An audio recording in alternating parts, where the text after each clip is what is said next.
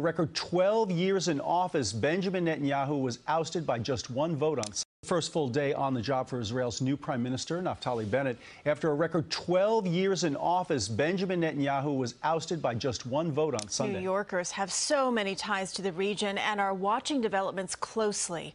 CBS 2's Lisa Rosner reports. Israel's new prime minister, 49-year-old Naftali Bennett, got to work Monday with his new coalition, the most diverse in history, including an Arab party and an openly gay member. Israel's acting consul general in New York says the Minister of Foreign Affairs, Yair Lapid, wants to build relationships with different streams of Judaism in the U.S. The government's vision is to have a strong bipartisan nature of our relationship. I'm looking forward to host them actually here in New York, hopefully soon.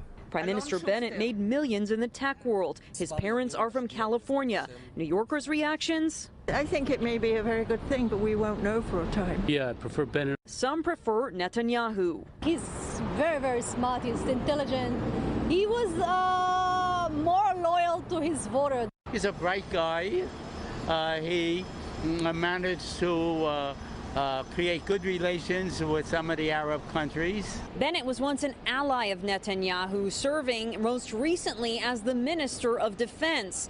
He even came to the U.S. the last several years. In 2018, Bennett spoke with CBS 2's Marsha Kramer after the Pittsburgh synagogue shooting. At the time, he said, in certain synagogues, certain locations, it may be necessary to have armed guards. That's our experience.